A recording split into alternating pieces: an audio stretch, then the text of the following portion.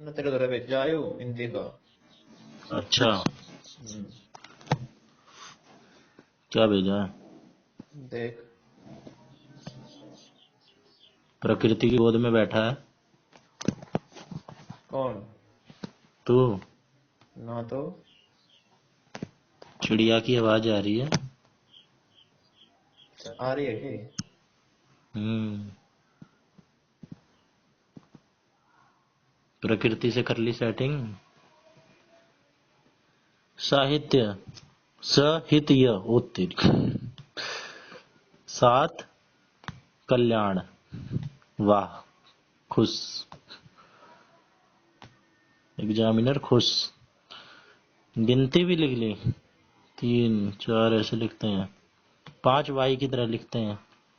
6 ऐसे लिखते हैं। 7 ऐसे घुमा देते हैं। 8 ऐसे। 9 उस तरफ। 10 ऐसे। ठीक है भाई। ऐसे ही करेगा पेपर में।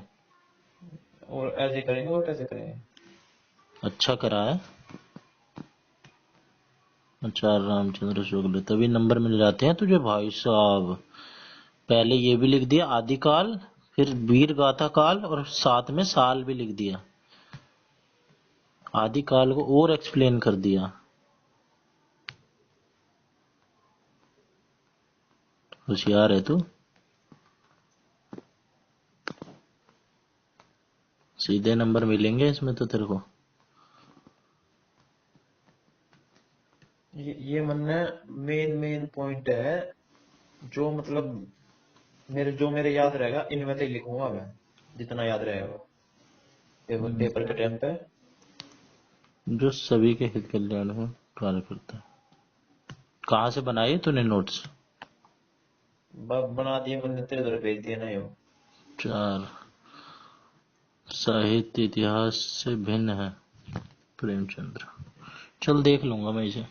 देख। मैं तुझे समझा तो कैसे? समझा दे। ये गिनती तो तूने पढ़ ली। हम्म। गिनती तो तीन को तो तीन तीन ही बना दे और यूं मोड़ दे कुंडी। हम्म। अगर ये देख लियो। साहित्य का शाब्दिक अर्थ मतलब जो उसके शब्दों से ही निकला है, वो है शाब्दिक अर्थ। 1 मिनट रुक जा, 1 मिनट रुक जा। 4 को ऐसे बनाते हैं। 5 को ऐसे वाई की तरह। अरे वाई को मतलब तूने कुछ अलग बना दिया है। है वाई को अलग बना दिया है तूने कुछ। अरे मतलब अलग। कि 5 को। ऐसा सही तो है। 6 को ऐसे। 7 को कैसे बनाया तूने ऐसे? 7 7 को ऐसे। मतलब कि इसे घुमा के ऊपर से मोड़ दो है ना। 9 को ऐसे। नो को उल्टा नो। मतलब उसे थोड़ा सा पी की तरह लिख दो। और थोड़ा सा इस तरफ झुका दो है ना। हाँ चल बता। ठीक है। हम्म। शाब्दिक अर्थ का मतलब वो है जो हमारा हमारे सामने शब्द है, उसको देखने से ही जो अर्थ निकल रहा, हम्म। उसके शब्द से ही। जैसे साहित्य, स उपसर्ग, हित शब्द में यह प्रत्यय लग के बन रहा साहित्य। हम्म। स का मतलब साथ, हित का मतलब जो हित में हो, कल्याण में हो। मतलब साहित्य का मतलब है जो सभी के कल्याण में, मतलब साहित्य को पढ़कर कोई भी मतलब अपना कल्याण कर सके। हम्म। ये मतलब है साहित्य का। तो साहित्य का इतिहास अलग अलग है। प्रेमचंद कहते हैं इस अंतर को दिखाने के लिए कि जो इतिहास है, इतिहास में घटनाएं और तिथियां तो सत्य होती है। मतलब 15 अगस्त 1947 को भारत आजाद हुआ, ठीक है। हम्म। बाकी सब झूठ होता है। मतलब जो महात्मा गांधी ने ये करा, वो करा, वो करा, ये सारी बातें सच्चे नहीं है, ये झूठ झूठ भी हो सकती है, ठीक है। अच्छा। क्यों? जबकि साहित्य में क्यों भाई झूठ क्यों हो सकती है? झूठ इसलिए हो सकती है, इतिहास में घटनाएं व तिथियां सत्य होती है। जैसे मुगल थे, मुगलों ने भाई मतलब उसकी मृत्यु, औरंगजेब की मृत्यु इस दिन हुई, और औरंगजेब ने जो जो कार्य करे, इसका हमें कैसे पता लगे? जो इतिहास में लिख रहा है, इतिहास में जो लेखक थे वे थे राजाओं के। राजा अपनी तरफ से लिखवा थे, अपनी बड़ाई करवा कर, मेरे बारे में ये लिख, अच्छा लिख, ये अच्छा अच्छा लिख, तो हम्म। इतिहास को सच्चा नहीं माना जाता, उसकी जो तिथि होती है वे ही सच्ची मानी जाती है। ठीक है। हम्म जबकि साहित्य में घटनाएं और तिथियां झूठ होती है, बाकी सब सच होता है। ठीक है। जो कहानी होती है, कहानी लेखक लिख देगा, पर उसकी जो तिथि होगी, तिथि उसको भी पता नहीं होता, और तिथि वो अपने हिसाब से लिखता। ठीक है। हम्म और राम कुमार वर्मा ने कहा था, हिंदी साहित्य उस नदी की तरह है जो अनेक स्रोतों से निकलकर एक विराट प्रवाह का रूप लेती है, जिसमें विभिन्न विचारधाराएं, साहित्य में विभिन्न विचारधाराएं, संस्कृतियां और अलग अलग युग धर्मों का संगम होता है। मतलब इस डेफिनेशन में सब कुछ ही आ गया, सब कुछ मिला के साहित्य में है। सबकी भाषा, संस्कृति, विचारधारा। हम्म विराट। एक औपचारिक इतिहास होता है, एक अनौपचारिक। अनौपचारिक जो मतलब ऐसे ही लिख दिया, उसका कुछ मकसद ना था, हम्म कोई कोई उद्देश्य नहीं था। हम्म लेकिन जो अनौपचारिक था, उनकी उनकी सहायता पे ही औपचारिक लिखा गया, जो उन्होंने लिखा गया था उस वो भी, और थोड़ा सा ऐड करके औपचारिक इतिहास लिखा गया 19वीं शताब्दी के बाद, हम्म जिसका उद्देश्य था, हाँ भाई हम रचनाएं लिख रहे हैं, इनका हमारा उद्देश्य है लोगों को कुछ जानकारी देना। हम्म जो औपचारिक इतिहास लेखन की शुरुआत हुई थी 1839 में, सबसे पहले लिखा था गारसा दे तासी, एक फ्रेंच विद्वान था, इसमें फ्रेंच में ही हिंदी का इतिहास लिखा था। हम्म उसका नाम है इस्तवाल दयाला लितियेफ्यूल एंड दुए हिंदुस्तानी। भाई ये नाम ही लिखते हैं, तेरे को पूरे नंबर मिलेंगे। नाम लिखते पूरे नंबर है। हम्म ये फ्रेंच में लिखा गया था। ठीक है भाई। हम्म फिर आचार्य रामचंद्र शुक्ल। आचार्य रामचंद्र शुक्ल को माना जाता है हिंदी साहित्य का जनक, क्योंकि इसने वैज्ञानिक तरीके से आधुनिक विधा का सहायता सहायता लेते हुए हिंदी साहित्य का इतिहास लिखा था। ग्रंथ का नाम भी इसका हिंदी साहित्य का इतिहास है। अच्छा, राम राम क्या नाम है? आचार्य रामचंद्र शुक्ल आचार्य रामचंद्र शुक्ल। हिंदी साहित्य का जनक माना जाता है। अच्छा। आचार्य 1929 में रामचंद्र लिखा था एक ग्रंथ इन्हें, हिंदी साहित्य का इतिहास, और सर्वमान्य यही है। ठीक है। 1929 में लिखा इस बंदे ने हिंदी साहित्य का इतिहास, आचार्य रामचंद्र शुक्ल। हाँ। ब्राह्मण था, रामचंद्र नाम है और आचार्य साथ में लगा देना है, ठीक है। हाँ। इन्होंने हिंदी साहित्य को 4 भागों में बांट दिया। सबसे पहले जो साहित्य को कालक्रम में विभाजित किया था, वो करा था जॉर्ज ग्रियर्सन ने। हम्म ठीक है। और आचार्य रामचंद्र शुक्ल को इसका हिंदी साहित्य का जनक कहा जाता है। तो इसके बारे में हमें पता होना चाहिए कि इसने हिंदी साहित्य को 4 भागों में बांटा। कौन हम्म कौन से? आदिकाल, पूर्व मध्यकाल, उत्तर मध्यकाल और आधुनिक काल। हम्म ठीक है। आदिकाल को उसने वीर गाथा काल कहा। हम्म मतलब उसमें वीरों की गाथा गाई गई थी। अच्छा। जो एक मतलब हजार जो पचास से सर्वमान्य है, जो इसका है ना रामचंद्र शुक्ल का, जो हम्म ये लिख रहा है इनके सन, आदिकाल 1050 से 1375, यो ही सर्वमान्य है। अलग अलग भी होते हैं, जैसे 1150 है 1300 दे दिया, 1300 तक फिर 1650 दे दिया, तो अलग अलग जगह अलग अलग मिलेगी, लेकिन सर्वमान्य ये है रामचंद्र शुक्ल वाला। ठीक है। ठीक है। तो हम्म आदिकाल 1050 से 1375 ईस्वी तक। हम्म आदिकाल में 3 वे मिले हैं, 3 प्रमुख रूप है इसके। एक सिद्ध साहित्य, एक नाथ साहित्य, एक रासो साहित्य। रासो साहित्य तो तुझे पता होगा, इसमें पृथ्वीराज रासो लिखी गई थी। हाँ। ये ये आदिकाल में लिखी गई थी पृथ्वीराज रासो, जो चंद्रवरदाई ने लिखी थी। हम्म चंद्रवरदाई को हिंदी में महाकवि की उपाधि दी गई है, और इसके द्वारा लिखे गए ग्रंथ पृथ्वीराज रासो को महाकाव्य की। हम्म क्वेश्चन में सीधा आता है, हिंदी साहित्य में महाकाव्य कौन सा है? पृथ्वी। ऑप्शन आ होगा, पृथ्वीराज रासो होगा उसमें ऑप्शन में, तो पृथ्वीराज रासो लगाना। और महाकवि की उपाधि किसे दी गई है? चंद्रवरदाई को। ठीक है। ठीक है। नाथ साहित्य 9 नाथ थे आदिकाल में, जिन्होंने अपने साहित्य लिखे थे, जिसमें से गोरखनाथ सबसे प्रमुख है। हम्म फिर सिद्ध साहित्य में सिद्धों की संख्या 84 थी, इन्होंने भी अपने अपने साहित्य लिखे हैं। सरहप्पा प्रथम सिद्ध है। हम्म पृथ्वी। आगे पूर्व मध्यकाल। चंद्रवरदाई। जिसे जिसे भक्ति काल भी कहते हैं। इसमें भगवान की भक्ति भक्ति करी गई। 1375 से 1700।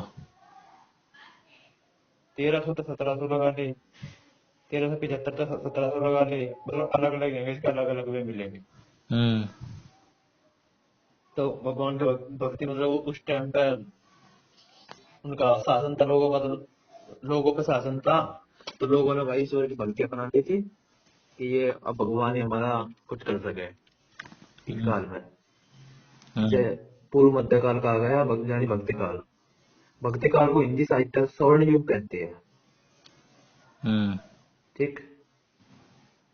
तो इसमें भक्ति में एक तो सगुण भक्ति होती है, एक निर्गुण भक्ति होती है। निर्गुण भक्ति मतलब जो ईश्वर का कोई आकार है ही नहीं, निर्गुण भक्ति। हम्म एक सगुण भक्ति, ईश्वर की लीला का वर्णन है, ईश्वर ने अवतार लिए, उनके कृष्ण का अवतार लिया, राम का अवतार लिया, ये अवतार लिए, उनके बारे में लिखा गया। हम्म ठीक। तो इसमें राम भक्त कवि आते हैं, कृष्ण भक्त कवि आते हैं। कृष्ण भक्त में सूरदास, सूरदास उसके श्री कृष्ण की बाल लीलाओं को वर्णन करते हैं अपनी रचनाओं में। और राम भक्त कवि है तुलसीदास। तुलसीदास ने जिसने रामचरितमानस लिखी, जो भगवान राम के बचपन, वो वनवास गया, उसके बारे में सब कुछ लिखा। हम्म फिर निर्गुण भक्ति में एक संत संत काव्य हुए और सूफी काव्य ग्रंथ हुए। हम्म संत काव्य के कबीर हुए। कबीर की तुझे पता है, कबीर ने लिखा था अपना एकमात्र ग्रंथ बीजक। मीराबाई किस में आएगी? मीराबाई बीच में, ये भक्ति कालीन कवि नहीं है। भक्ति काल के किस में आएगी? सगुण में, निर्गुण में? मीराबाई ने करी थी ईश्वर की भक्ति, सगुण भक्ति करी थी उसने। ठीक है। मेरे तो गिरधर गोपाल, दूसरों ने कोई। हम्म हाँ, गिरधर गोपाल मतलब उसने कृष्ण भक्ति करी थी, ठीक सूरदास के साथ थी वो। ठीक है। ठीक है। तो सूफी काव्य जायसी ने पद्मावत की रचना करी थी, तुझे पता होगा। हम्म हाँ, तो कबीर ने वे साखी सदरा मैंने ये कबीर की है। हम्म रामचंद्र शुक्ल ने कबीर की भाषा में सदुकड़ी भाषा बता दी। सधुकड़ी हम्म। मतलब? सदुकड़ी मतलब मिली जुली, सब कुछ मिला जुला उसमें। हम्म ठीक है। आचार्य प्रसाद द्विवेदी ने कबीर को वाणी का डिक्टेटर कहा। ठीक है। ठीक है। ये तुलसीदास की रचनाएं आया करे, बहुत बार आया करे ये, कोई सा पेपर दे ले। गीतावली, कवितावली, दोहावली, जानकी मंगल, पार्वती मंगल, रामचरितमानस, रामलला, नहछू। राम जी से रिलेटेड कोई भी दिख जाए, हाँ हाँ हाँ। गीतावली और ये वली वाली दिख जाए, है ना? हाँ, गीतावली, कवितावली, दोहावली, हाँ जानकी मंगल, पार्वती मंगल, रामचरितमानस। ठीक है। फिर आता है रीतिकाल, हम्म 1700 से 1900। इसे श्रृंगार काल भी कहते हैं। श्रृंगार रस की प्रधानता थी इसकी रचनाओं में। हम्म ये प्रथम कवि इसमें है बिहारी।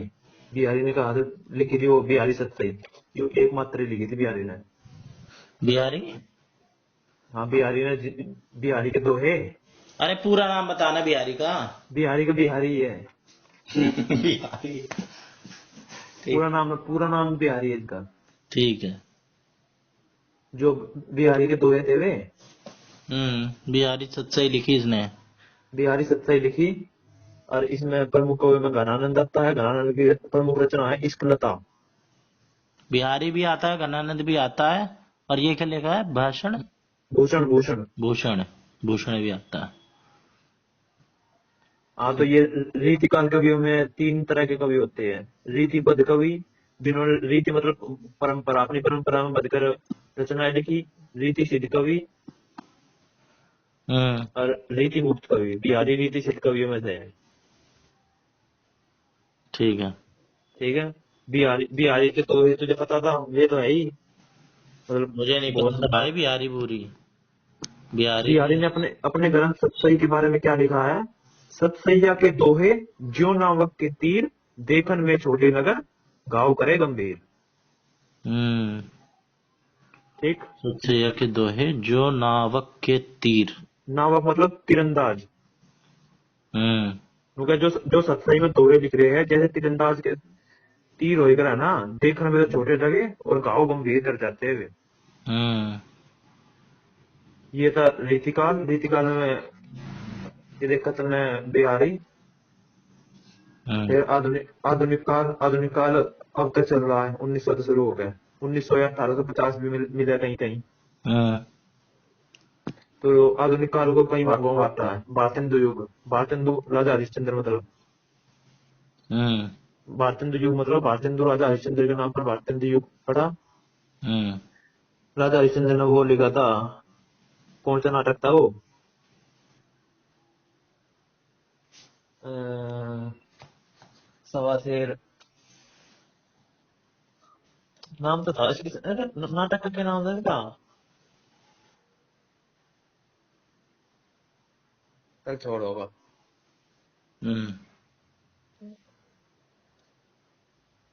तो आधुनिक काल है, आधुनिक काल भारतेंदु युग 1850 से 1900। हम्म द्विवेदी युग 1900 से 1918। द्विवेदी मतलब महावीर प्रसाद द्विवेदी। हम्म फिर छायावाद, छायावाद के चार स्तंभ होते हैं। चार स्तंभ मतलब तूने ये चार मिक्स क्यों स्तंभ कर दिया भारतेंदु युग द्विवेदी युग और छायावाद को? है। छायावाद को साथ में क्यों लिख दिया इनके युग के साथ? अरे आधुनिक काल के ही हिस्से है ये। अच्छा, छायावाद इनमें से एक है। इसमें हाँ, युग क्यों? आधुनिक काल को ही कई उसमें बांट दिया, भारतेंदु अरे युग तो में, इसके द्विवेदी साथ युग। ऐसे लिखना भाई, छायावाद युग ऐसे लिख। हाँ, छायावाद युग है वो। ठीक है।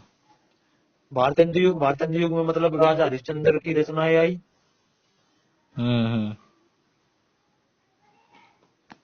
अंधेर नगरी चौपट राजा, भारतेंदु हरिश्चंद्र का नाटक था। अच्छा। हाँ, अंधेर नगरी चौपट राजा। हम्म फिर छायावाद 1918 तक 36। छायावाद में चार प्रमुख कवि हुए हैं, जिन्हें छायावाद के चार स्तंभ कहा जाता है। कौन कौन से? जयशंकर प्रसाद, सूर्यकांत त्रिपाठी निराला, मतलब सुमित्रानंद पंत और महावीर। 1918 से लेके 1936 तक ये चार हुए हैं, हाँ, इन चारों की रचनाएं हैं इनके बीच में। ये साथ चा, साथ रहे हैं इसका मतलब। हाँ, इन्हें छायावाद के चार स्तंभ कहा जाता है। ठीक है, जयशंकर प्रसाद, सूर्य का त्रिपाठी। त्रिपाठी निराला, सुमित्रानंद पंत और महादेवी वर्मा। ठीक है, ये पंत भूल जाता हूँ मैं, ऋषभ पंत से याद रखूंगा। फिर छायावाद उत्तर युग 1936 से अब तक। इसको तो बहुत बड़ा ज्यादा टाइम दे दिया। बाद का टाइम दिया नहीं है, इसमें भी है। इसे भी कई भागों में बांट रखा है। रहने दे इतना ही करवा। हाँ, जैसे प्रगतिवाद, प्रयोगवाद, नई कविता, समकालीन कविता, ये छोटी छोटी है इसकी भी। हम्म हाँ, तो ये मैंने जान के ना लिखी है। हम्म हिंदी साहित्य हो गया। हाँ, ये इसमें छायावाद उत्तर में है धर्मवीर भारती, त्रिलोचन, हरिवंश राय बच्चन, अज्ञे, मुक्तिबोध। हम्म ये इसके कवि है। शमशेर बहादुर सिंह। ठीक है। हम्म। हाँ, तो यूं मैंने तुझे मोटा मोटा ही बताया, बाकी इनकी रचनाएं भी है। अरे इतना ही याद हो जाए वही काफी है। हाँ, इतना जभी तो। थोड़ा लिखना है भाई, छोटा लिखना है, 2 नंबर 3 2 नंबर में कितना लिख देगा। हाँ हाँ, तो मतलब मैंने तुझे मोटा मोटा बता दिया, कोई सा भी युग आ जा तो उसके बारे में थोड़ा बहुत पता हो। हम्म इस बार दहला लिथियेट्यूर एंड दुई है हिंदुस्तानी। गुप्त काल आता है तुझे? गुप्त काल को स्वर्ण युग कहा जाता है। और इसके राजा जो हुए हैं? गुप्त काल में कि उसका वो श्री गुप्त ने करी थी। हाँ, श्री गुप्त नहीं करी थी।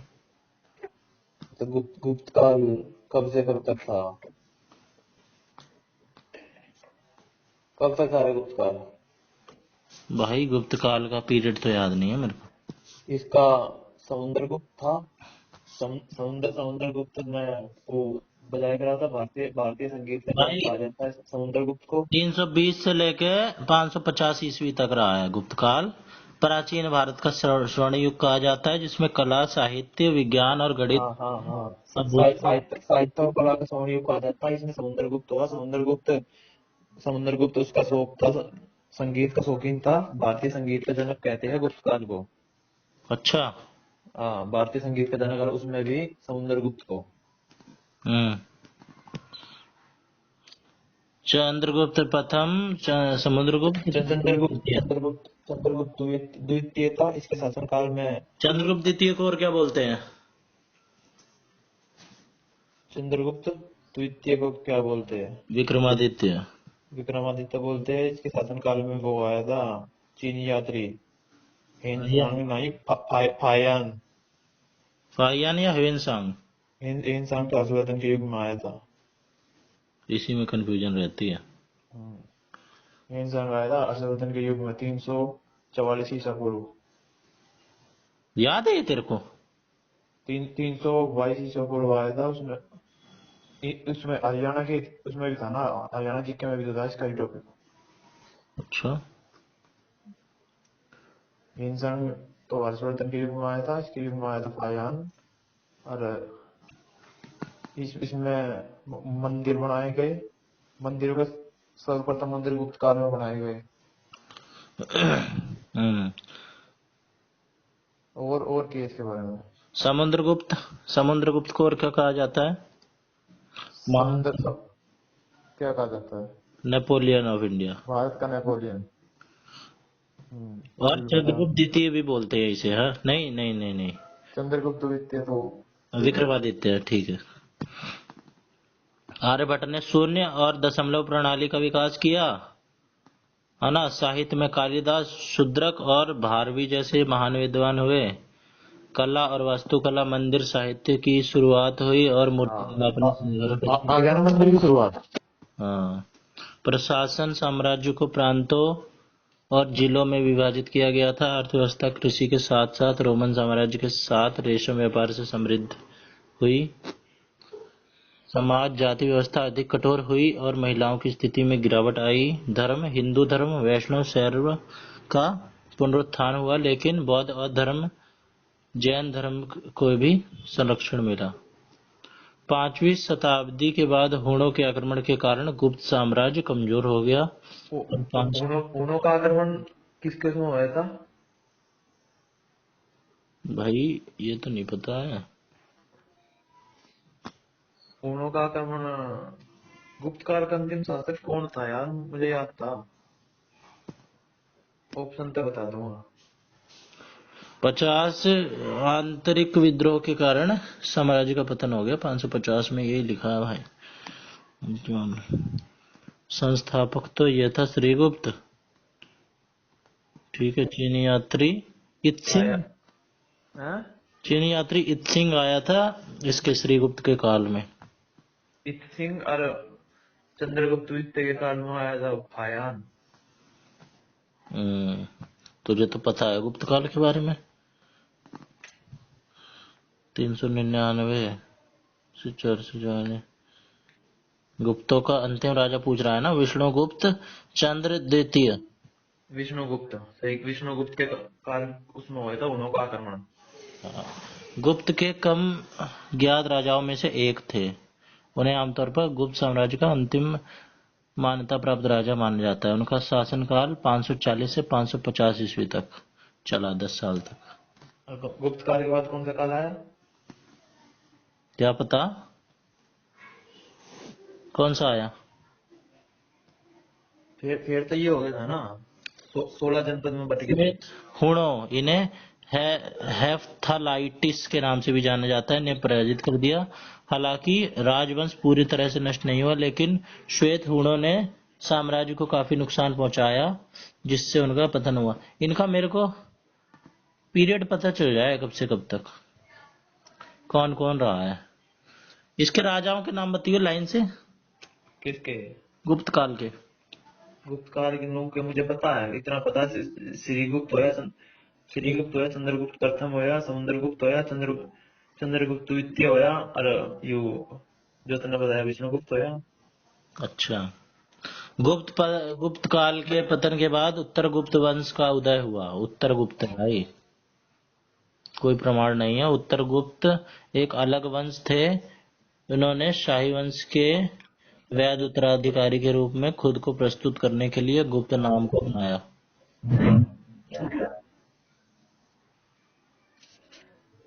गुप्त वंश का सबसे शक्तिशाली राजा कौन था? चंद्रगुप्त द्वितीय है।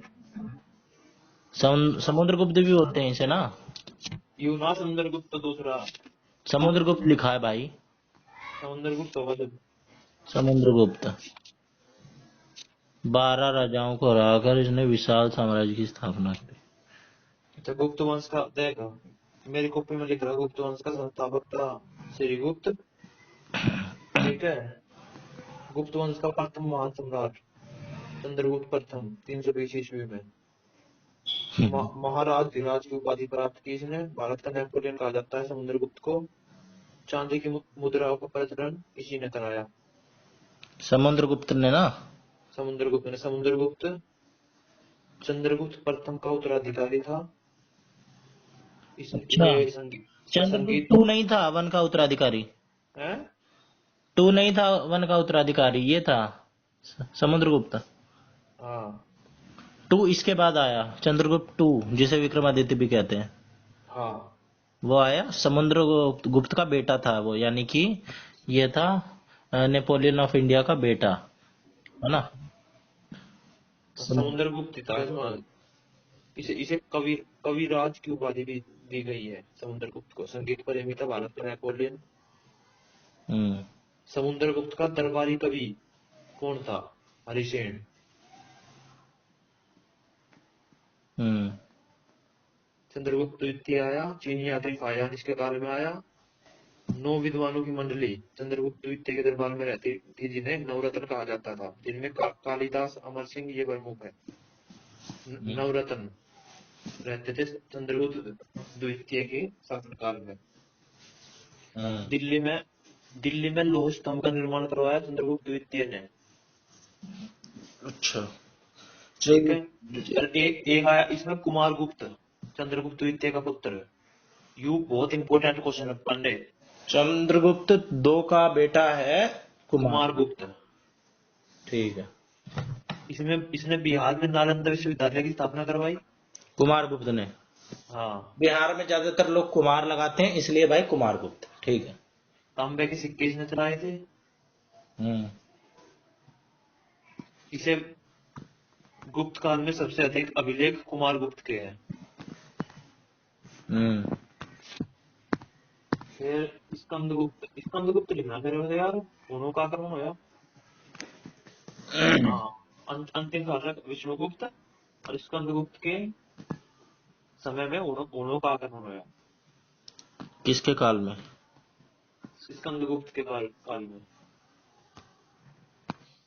हम्म अब कुल मिलाकर गुप्त साम्राज्य के था सर्वाधिक सोने के सिक्के जारी हुए इस काल में, और मंदिर बनाने की प्रथा चालू हुई।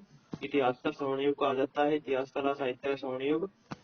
संगीत उभर कर आया, मूर्ति पूजा तथा निर्माण सर्वाधिक हुआ। हम्म इससे पहले जो आर्य थे हम्म वहाँ ये कुछ भी नहीं था। मंदिर बनवाने की प्रथा गुप्त काल ने ही शुरू करी। इसके बाद आया वर्धन वंश। वर्धन वंश। हाँ, जिसका वो हर्षवर्धन है। अच्छा। हाँ। हम्म हर्षवर्धन के काल में आया था वो। यार मुझे कौन तो आया था? नहीं आता ये वर्धन वर्धन। हेनसांग। क्या आता है क्या नहीं, ये तेरे को याद है ये सारे? याद किए, परसों की है, फिर उनका ध्यान आ जावे तो वक्त ना दो। चलो भाई। हम्म और क्या रह गया? और क्या रहेगा, अभी तो सब कुछ ना रह गया। Indus valley civilisation. Indus valley civilisation.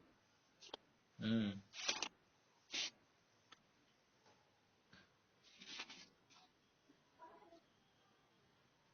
इसमें के इसका तो 1921 में दयाराम साहनी ने इसकी खुदाई करवाई थी। 1921 में। ये हड़प्पा पाकिस्तान में है। हम्म और यहाँ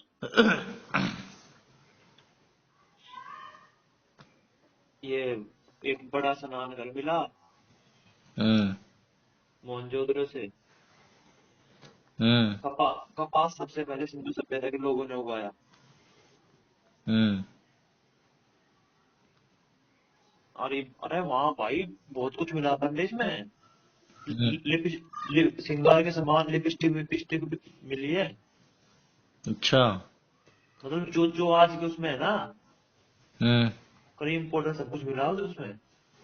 हम्म।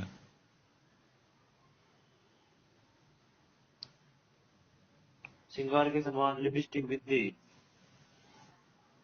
लिपस्टिक कैसे बनाते होंगे? 5,000। बताना, बताना कैसे बनाते हो। 5,000 साल पहले है ना इनका कितना, कब से रहा है इनका काल, कब से कब तक? इसका मुझे तो पता ना कि 2,000 साल पहले हो गई। 2,000 से ज्यादा है भाई। अरे इतना ही है, 2-2,500 साल पहले। बढ़ता जा रहा है इनका, अब तो 5-6 हजार साल कर दिया इनका।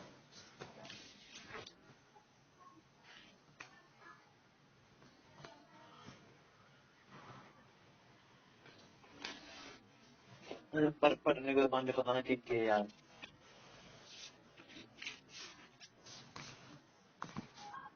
फैक्ट वाली चीजें आ रही है ना, हमें लिखनी होगी फैक्चुअल चीजें, टू द पॉइंट। के भी इसमें ये भी आओगे कोई, क्या? ये गुप्त काल वगैरह। भाई दे नहीं रखा है सिलेबस में। वरना सिलेबस में ना देखा। सिलेबस देखा कर भाई, देखते रहा कर सिलेबस। सिलेबस भेजिए एक बार दोबारा। सिलेबस, सिलेबस मैं आज ही सिलेबस ही पूरा करता हूँ। मिल गया। भेज रखा है मैंने। हाँ मिल गया। सिर्फ सिलेबस सिलेबस की होगी पीडीएफ।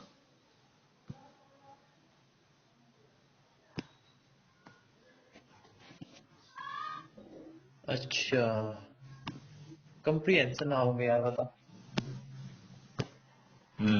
तो आसान है। 3-4 तो कंप्रीहेंशन ही आओगे। हम्म। अरे पर इसमें क्या है ये, prose, poetry, drama, article. Hmm. Question will test comprehension, vocabulary, tone. अरे इसकी टोन कैसे की होएगा। भाई देख ले, मुझे भी। ले देख लेता हूँ, मुझे क्या देखना है। Tone of passage, review, rhetorical devices. हम्म। क्या है यार। अरे रेटोरिकल डिवाइस अलंकार होते हैं इसमें, मेटाफर, और क्या कहते हैं, आयरनी, और सिमिली, ये मुझे तो पता भी ना यार। ये होते हैं रेटोरिकल डिवाइस। और क्या होता है, एलिट्रेशन, अनुप्रास अलंकार। Logical sequencing,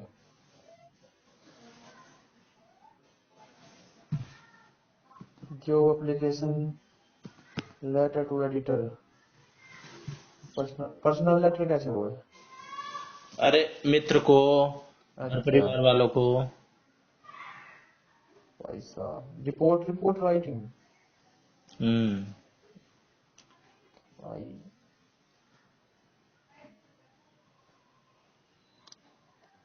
types of sentence. अरे ये बताया, ये टोन नोन क्या होता है? अच्छा, टोन मतलब, टोन का मतलब ये होगा, मतलब उसमें कैसी टोन है। मान ले वो दे दिया भाई, जो ये होए करे, नेता वेता, नेता के बारे में दे दी कि नेता अपनी अपनी सोचते हैं, धन कमाने में लगे होते हैं, पब्लिक की तरफ ध्यान नहीं देते। ऐसा है कुछ पैसेज में। हम्म। तो वो उसकी टोन होगी आलोचनात्मक। आलोचनात्मक को इंग्लिश में क्या कहेगा है। क्रिटिसिज्म। हाँ मतलब इससे रिलेटेड दे देंगे कि इसकी टोन ऐसी है, या किसी का मतलब, किसी के बारे में वैसी बात कर रहे हैं, हाँ भाई कोई इन्फॉर्मेशन दे रहे हैं, हाँ भाई ये चीज ये है ये है। तो उसकी उसकी टोन मतलब उसके हिसाब से ही, अगर हमें उसकी हिंदी पता है जो भी देंगे तो हो जाए टोन तो। और इन्फ्रेंस। इन्फ्लुएंस में नहीं पता भाई। टोन टोन का पता था मुझे तो कि टोन तुम्हारे में भी आ सके, मतलब इसमें भी हिंदी देखा, में क्या बोलते न्यूमरस हैं में भी टोन को? देखा, पैसेज में टोन के इसकी हमारे में मतलब डी ट्रिपल एस में कंप्रीहेंशन में भी आया है, तो इसकी पैसेज के टोन की है। टोन भाई बहुत मधुर मधुर टोन है। मैं तो यही टोन जानता अच्छा, हिंदी साहित्य का इतिहास, गद्य साहित्य की विधाएं। अच्छा अच्छा अच्छा अच्छा, यो और करना पड़ेगा, गद्य साहित्य की विधाएं। हूँ। ये क्या होता है? एक गद्य होता है, एक पद्य होता है। पद्य हाँ। मतलब जिसे पढ़ा जा सके, पढ़ा जा सके मतलब कविताएं। प्रोज और अ, उसको क्या बोलते हैं पद्य को? पोइट्री। पद्य को तो पोइट्री बोलते हैं, प्रोज भी बोलते हैं, जिसे गद्य को क्या बोलते हैं? इसे बताना। हम्म। चल बता। गद्य और पद्य होता है ना इसमें। हिंदी हाँ साहित्य तो की विधाएं हैं ये। इसकी विधायक कहानी, निबंध, जीवनी, आत्मकथा, इन ये आ सकता है भाई। कहानी और निबंध की बीच कहानी में निबंध जो है ये इसका पार्ट होगा ना गद्य का। गद्य का। गद्य का कहानी निबंध और क्या आत्म क्या आ, बोलते हैं उसे? आत्मकथा और जीवनी, आत्मकथा, जीवनी और रिपोर्ट राइटिंग। रिपोर्ट राइटिंग, यात्रा वृत्तांत। हम्म 6 और बस यही हो जो चल पद्य में एक वो भी हो रिपोर्टाज। रिपोर्टाज, रिपोर्ट राइटिंग को तो कहते होंगे। हाँ, हाँ तो इसके बाद पद्य में पद्य में तो यही होगा, कविता कविता हुआ पद्य में तो। पद्य में खाली कविता। हाँ, ठीक है भाई। मुहावरे कविता, संज्ञा विशेषण ये तो ठीक है, पर्यायवाची लिंग लुंग लुंग ये पर्यायवाची करते हैं। हम्म। ठीक है, ये तो इन्हीं को तो निपटा दूंगा मैं। इन्फ्रेंस का मतलब पता है क्या होता है? ये If the passage says Rahul grabbed his umbrella and raincoat, you hmm, can infer it is raining. The text didn't say it was raining, but the clues point to it. The inference question requires you to read between the lines. समझा? ना। मतलब कि भाई राहुल ने अपना छाता लिया और रेनकोट लिया। हम्म, अब पैसेज में कहीं भी बारिश होने की बात नहीं हुई है, लेकिन हमें अपनी तरफ से अंदाजा लगाना है कि भाई बारिश हो रही है तभी तो लिया होगा ये। अच्छा। इसे बोलते हैं इन्फेरेंस। अरे तू एक बात बता यार, मैं ईवीएस की 6 थीम में भी चल जाऊं मैं तुम्हें। अरे food, water, shelter, things we may can do और अरे वो ट्रेवल। ट्रेवल। 5 ही तो है, 6 कहाँ है? 6 थीम है। Food, food, water, water, shelter, shelter, things we things can we do, may can do, travel. अब तो ट्रेवल मौसम मासम भी हो करेंगे। है। और भाई ये भोजन पानी, जानवर भी तो हो करे। हाँ family and friends, family and family, friends भाई। Family and friend. Family and friends ऐसे याद कर लो भाई, फैमिली एंड फ्रेंड्स आएंगे हमारे घर पे, अरे आना। रुक जा, इसके कोई से के पार्ट भी तो हो करे। पार्ट। हाँ मतलब इन 6 में तो कोई से एक के पार्ट हो करे हाँ जिसमें फैमिली वो। एंड फ्रेंड्स के पार्ट होते हैं भाई, इसके पार्ट होते हैं शायद 3। इसमें प्लांट्स, एनिमल और रिलेशनशिप आ जाती हैं शायद, 3 चीज। मैं यार, मैं इनमें भी चल जाऊंगा यार मैं। बिचल मत भाई, बिचल मत। फूड फूड वाटर ये तो याद रहे बस।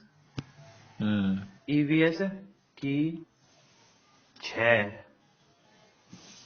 थीम बताते हुए एक्सप्लेन करो। टोन टोन समझ में आ गया तुझे? मैं कुल मिला के मैं आज देख दूंगा इन्हें। आज आज तो पूरा सिलेबस कर देगा? टाइम तो ज्यादा हो गया, कहाँ देखा जाएगा। सिलेबस कितने दिन में कर लेगा भाई तू? परिवार और फैमिली एंड फ्रेंड, फैमिली और फ्रेंड में है, इसके अंदर 4 थीम आती है। कौन सी? Animal, plant, animal, plant, work and play, relationship. Work and play 4 आती है। हाँ, ठीक है। रिलेशनशिप भी आ गए। ठीक है। फैमिली प्लान में तो रिलेशनशिप तो आ गई। हाँ हाँ। तो एनी, वर्क एंड प्ले। हाँ, work and play, animal plant relationship. Animal plant work and play relationship. हाँ, फिर फूड, फूड में इसके पोषक तत्व और वाटर, वाटर में इसके पानी के स्रोत, बीमारी, पानी से। आवास, शेल्टर, जिसमें असम के बांस के घर, लद्दाख के पत्थर के घर, ये होंगे पक्षियों के घोंसले वगैरह। ये सब मैं भूल गया यार। यात्रा, इस थीम के माध्यम से मैं तुझे पढ़ा दूंगा फिर वो पूरी सीटेट की ईवीएस। पढ़ा दे, जल्दी जल्दी पढ़ा।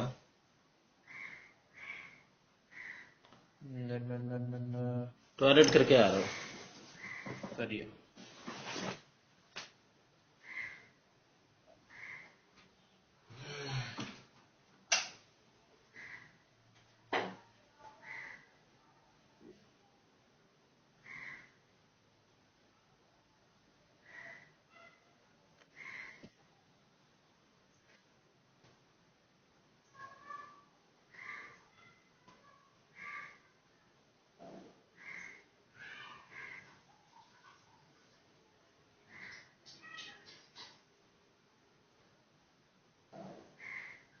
एनवायरनमेंट, एनवायरनर।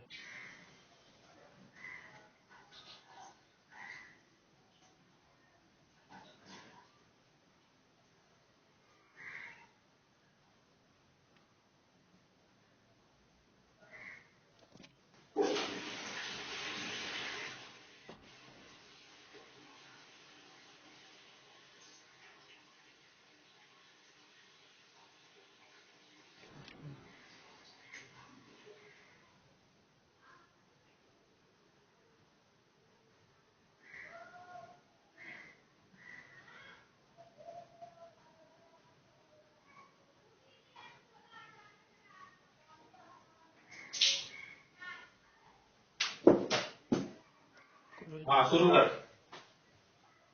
अरे तेरे पे जो मैंने वो ऐप करवाया था, जो तू कह रहा था ये तो खुलता ही ना पीडीएफ की, ये TTWA वो है तेरे पे? डिलीट कर दिया यार मैंने। डिलीट कर दिया? मेरे पे भी नहीं खुल रही थी। कोई कोई है जो ना खुलती। भाई डाउनलोड होने में ये घंटे ले रही है वो। 1 घंटे थोड़ी बैठे रहेंगे भाई। हाँ तो देख, ईवीएस है यू, सीटेट की ईवीएस है यू। तो एनवायरनमेंट जो शब्द है, सुन रहा है? सुन रहा हूँ। जो एनवायरनमेंट शब्द है ये फ्रेंच भाषा के एनवायरनी, एनवायरनल शब्द से बना है, जिसका अर्थ होता है चारों तरफ से घिरा हुआ। हम्म। ठीक है। पर्यावरण में सभी बायोटिक और एबायोटिक कंपोनेंट होते हैं। बायोटिक क्या हुआ है? बायोटिक जो प्लांट है, जो सांस वांस लेते हैं। बायोटिक में हम भी तो आगे। हाँ वही। हाँ ठीक है। और बायोस्फीयर क्या हुआ है?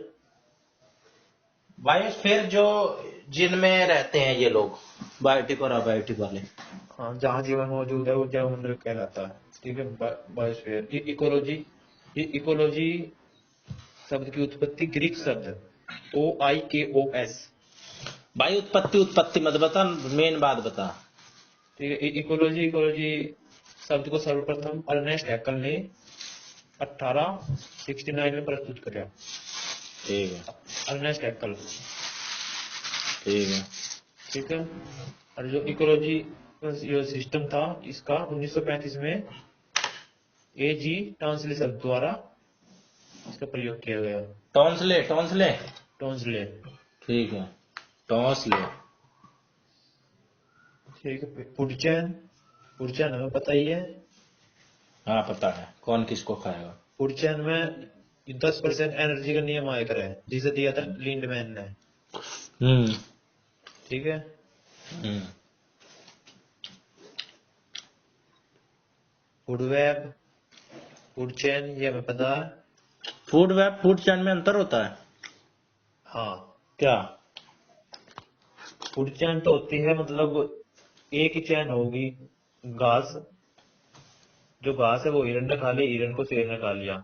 या जो घास टिड्डे ने खा ली, टिड्डे को मेंढक ने खा लिया, मेंढक को सांप ने खा लिया, सांप को बाज ने खा लिया। ये अलग अलग होती है। हम्म ठीक है। हम्म जो फूड वेब होता है, वेब मतलब फूड का जाल, ये आपस में जुड़े जुड़े हुए होते हैं। जैसे घास को इधर टिड्डे ने खा लिया, हम्म मतलब ये आपस में जुड़े हुए हैं। और टिड्डे को उसने खा लिया, सांप ने खा लिया, और सांप को बाज ने खा लिया, अब बाज ने चूहा भी खा लिया।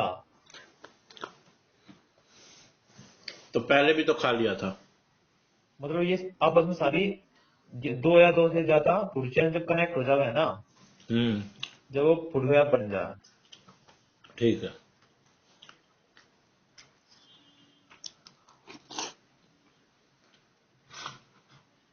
जैसे जो ट्रीज है, ट्रीज को ये भी खावे, हिरण भी खावे, ट्रीज को ये पत्तियों को ये टिड्डे भी खावे।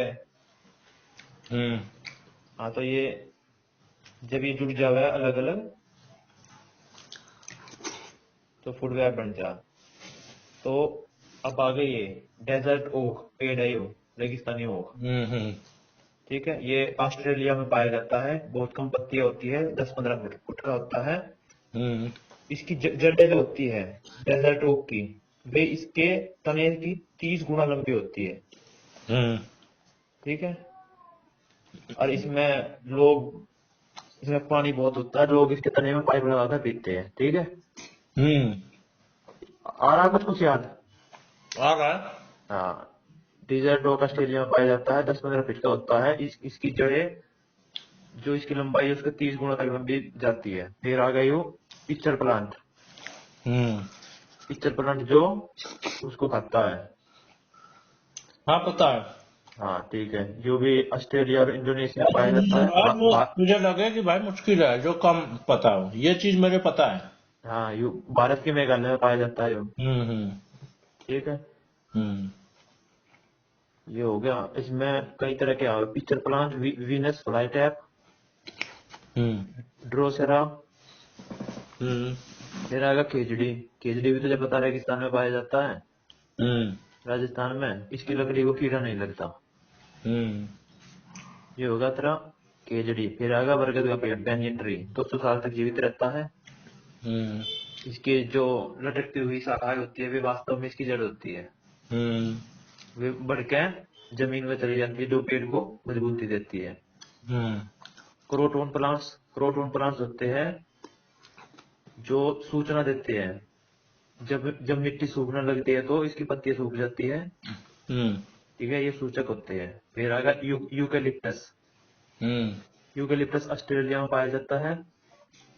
हम्म इसने इसे कहा जाता है इकोलॉजिकल सिस्टम का आतंकवादी, क्यों?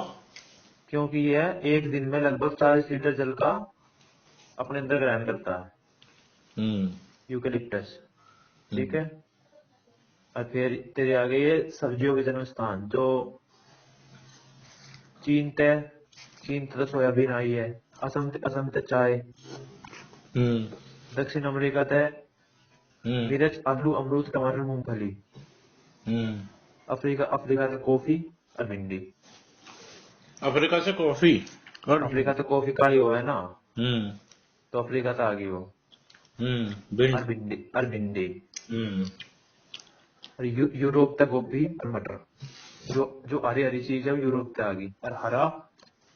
और हरी चीज है, और हरा मेरे ख्याल से जो वो होकर है ना, ओलंपिक ओलंपिक में जो हरा घोड़ा होकर है वो यूरोप का है। अच्छा हाँ। और यार गोभी और मटर भी आ रही। हम्म भारत भारत का है।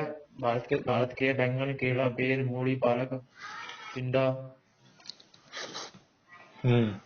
फिर बताइए नाम भारत की।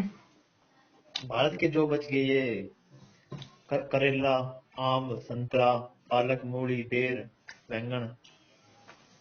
एक भी ढंग की सब्जी नहीं है भारत की। एक भी रंग के नाम है सही में। हम्म यूके है मोल्टिंग।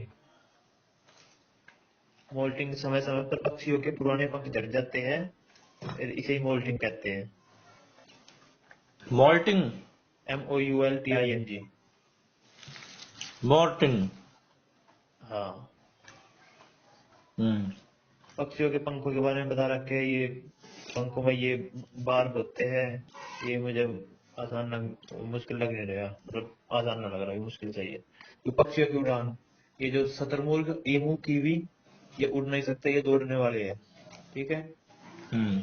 जो पेंगुइन होता है वो पानी में तैरने वाला पक्षी है, उड़ने की शक्ति खो चुका है। क्या हो चुका है? उड़ने की शक्ति खो चुका है पेंगुइन। अच्छा, पहले उड़ता था। पहले उड़ता होगा जो इसमें लिख रहा है। पेंगुइन पक्षी है, ये बात ध्यान रखिए। हम्म। पक्षी की श्रेणी में रखा हुआ है पेंगुइन को। हम्म। जो जानवरों के दांतों के बारे में है। ठीक है, कुछ के दांत नुकीले होते हैं जो चीजें फाड़ने के काम आते हैं, और सांप के दांत नुकीले होते हैं परंतु वह अपने शिकार को चबाकर नहीं पूरा निकल जाता है। हम्म। गाय के आगे के दांत छोटे होते हैं, पत्तों को काटने के लिए होते हैं जो, और घास चबाने के लिए पीछे के दांत होते हैं जो चपटे और बड़े होते हैं। हम्म। पक्षियों की चोंच आ गई। बाज, चील, गिद्ध जैसे मांसाहारी पक्षियों की चोंच आगे से हुक की तरह मुड़ी और नुकीली होती है, जो उसको फाड़ने के काम आती है मांस को। हम्म। हाँ, तो कबूतर, गोरैया की चोंच छोटी, चौड़ी और मजबूत होती है, जो अनाज के दानों को तोड़ने में सक्षम होती है। हम्म। फिर पक्षियों के पंजे के बारे में आ गया। हाँ, कुछ पक्षियों की चोंच में फिल्ट्रेशन सिस्टम होता है, हम्म। यानी जो भी वे खाओगे वो छन छन के उनके अंदर जाएगा। ये है बत्तख, हंस, फ्लेमिंगो। छन छन के क्या जाएगा, क्या बाहर रहेगा? जैसे अपना भोजन चोंच में लेने के बाद अन्य पदार्थ जैसे कीचड़ आदि को अलग कर लेते हैं, उसे छान लेते हैं। ये फिल्ट्रेशन सिस्टम होता है इनकी चोंच में। ठीक है। ठीक है। तो पक्षियों के पंजे आ गए। जैसा काम वैसे पंजे। पानी में तैरने के लिए ये होते हैं वेब्ड फीट, झिल्लीदार पैर। हम्म। ठीक है, पानी में तैरने के लिए जैसे बत्तख। हम्म।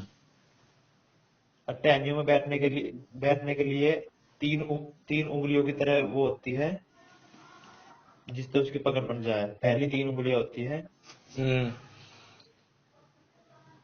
और जिन पक्षियों की टांगे और पैरों की उंगलियां लंबी होती है, वे पक्षी पानी के किनारे वाली सतह पर रहते हैं, जैसे करेन, सारस। हम्म। ठीक है। ये गिलहरी और चूहे, इनके दांत निकलते रहते हैं। क्या बताया, एक बार फिर बताइयो। के जिनकी पैर की उंगलियां पतली होती हैं।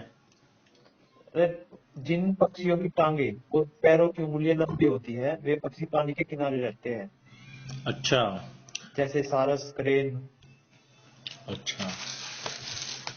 गिलहरी और चूहे। इनके दांत हमेशा बढ़ते रहते हैं, इसलिए वस्तु को ये उतरते रहते हैं। हम्म। चूहा एक स्तनधारी जीव है। स्तनधारी है? चूहा स्तनधारी है, तुझे ना पता? नहीं यार। मुझे तो पता है यार। बड़ी बात है। मन्ना तो देखा भी है। तू देसी आदमी है। चूहे का दूध 20,000 रुपए किलो है। होगा ही, तू निकालेगा ही उन्हें इकट्ठा करके। ठीक है। देख, चूहे की देखने की क्षमता कमजोर होती है, पर लेकिन सूंघने की क्षमता बहुत तेज होती है। क्या? चूहे की देखने की जो शक्ति होती है बहुत कमजोर, और सूंघने की बहुत तेज। कुछ भी सूंघ कर जब भी पहुंच जाओ वहां उसे पकड़ने के लिए। अच्छा। आ गया स्लोथ। स्लोथ आ गया भालू जैसा आलसी जीव। हम्म। ठीक है, पेड़ों पर 17 घंटे, दिन के 17 घंटे मस्ती से पड़ा रहता है। पेड़ों की पत्तियां खाता है, शाकाहारी है। सप्ताह में एक बार शौचालय के लिए नीचे उतरता है। अपने 40 वर्ष का जीवन है, जिसमें वे 8 पेड़ों पर निवास करता है बस। 40 वर्ष के जीवन पे, अर्थात एक पेड़ पे 5 वर्ष रहता है। 40 वर्ष का जीवन है, 8 पेड़ों पे निवास करता है, मतलब एक पेड़ पर 5 साल। ठीक है। ठीक है, अमेरिका में पाया जाता है। अमेरिका में ही बस? हाँ, मध्य अमेरिका, दक्षिण अमेरिका में पाया जाता है। ठीक है। हाथी आ गया। हाथी भारत का विरासत पशु है। ठीक है, हमें विरासत में मिल रहा है। हाथी दिवस 12 अगस्त को मनाया जाता है। कितने तारीख को? 12 अगस्त। हाथी दिवस। हाथी दिवस 12 अगस्त को मनाया जाता है। ठीक है। ठीक है। और 12 अगस्त को क्यों मनाया जाता है? क्योंकि हाथी हाथी संरक्षण, जो हाथी संरक्षण वर्ष है तो वो 12 अगस्त 1900 कुछ को होया था। 1900 में ही हुआ होगा। तो सर्वाधिक हाथी भारत में कर्नाटक में है। 1974 है शायद। जो भी है, हम्म। ना 1992 है। क्या क्वेश्चन है? भारत में सर्वाधिक हाथी हाथी कर्नाटक में पाए जाते हैं। ठीक है। अफ्रीका महाद्वीप में सर्वाधिक हाथी पाए जाते हैं। हाथी समूह में रहते हैं, एक समूह में 10-12 रहते हैं। हाथी का नर बच्चा 14-15 वर्ष में अपने समूह को छोड़ देता है। हम्म। हाथी के कान बड़े होते हैं, कानों के द्वारा सुनने के साथ साथ हवा भी करता है। ठीक है, इसे कीचड़ में खेलना पसंद है। उसका प्रेगनेंसी पीरियड 22 महीने का होता है। 22 महीने का? 22 महीने का। भाई साहब। हाथी एक दिन में 1 क्विंटल पत्तियां झाड़ियां खा सकता है। 1 क्विंटल बोले तो 100 किलो। 100 किलो। ठीक है। हम्म। हाथी के बच्चे का वजन, 3 महीने का बच्चा 200 किलोग्राम का होता है। 3 महीने का मतलब एनसीईआरटी तो सीधे वो है वो। कितने का होता है? 3 महीने का बच्चा 200 किलो का। हम्म। औसत उम्र 70 साल होती है। हाथी 2 से 4 घंटे सोता है बस। फिर आ गया टाइगर। हम्म। भारत का राष्ट्रीय पशु है टाइगर, 1972 में घोषित करा गया था। हम्म। ठीक है। और भारत और हाथी को विरासत पशु 2010 में घोषित करा गया। किसको? हाथी को जो विरासत पशु है हमारा हाथी 2010 में घोषित करा गया है विरासत पशु। ठीक है। और 1972 में ये शेर को। शेर को भारत का राष्ट्रीय पशु बाघ 1972 में घोषित करा गया। मध्य प्रदेश में सबसे ज्यादा पाए जाते हैं। मध्य प्रदेश में कौन सा है राष्ट्रीय उद्यान? कान्हा। कान्हा। कान्हा पेंच ये मध्य प्रदेश में है। हम्म। भारत में सर्वाधिक गिर राष्ट्रीय उद्यान गुजरात में पाए किए है ये। तो ये तो शेर शेर आ गया ना। हाँ ये रहा। बाघ अंधेरे में मनुष्य से लगभग 6 गुना अधिक देख सकता है। हम्म। जंगल में हवा के कारण सरसराहट हो रही है या कोई जीव है, इसका अंतर दूर से ही भाप लेता है। बाघ की मूंछ लंबी होती है, अंधेरे में रास्ता ढूंढने में मदद करती है इसकी लंबी मूंछें। हम्म। ठीक है। और ठीक है, अलग अलग प्रकार की आवाजें निकालता है। 3 किलोमीटर तक इसकी दाढ़ी सुनी जा सकती है टाइगर की। हम्म। एक मांसाहारी जीव है। ठीक है। सागर लोयन जंगल का राजा होता है। सारनाथ के अशोक शेर। स्तंभ में शेर शेर का चित्र है। ठीक है। शेर के जो नर बच्चे होते हैं 2 से 3 वर्ष बाद समूह को छोड़ देते हैं। हम्म। शेर अपने इलाके का निर्धारण मूत्र की गंध द्वारा करता है। कुत्तों की तरह। हाँ, यूं भी मूंछों के माध्यम से वो करता है और अंधेरे में देखने की क्षमता 6 गुना होती है। और शेर भारत में शेरनी दोनों की मूछें होती हैं? हाँ। भाई साहब। और सर्वाधिक गिर राष्ट्रीय उद्यान गुजरात में पाया जाता है शेर। गिर में पाया जाता है, ठीक है। गिर गुजरात में। डॉल्फिन आ गई, राष्ट्रीय जलीय जीव है, बता तुझे। हम्म। ठीक है, जिसे 5 अक्टूबर 2009 को घोषित करा गया था राष्ट्रीय जलीय जीव डॉल्फिन को। 5 अक्टूबर 2009। ठीक है।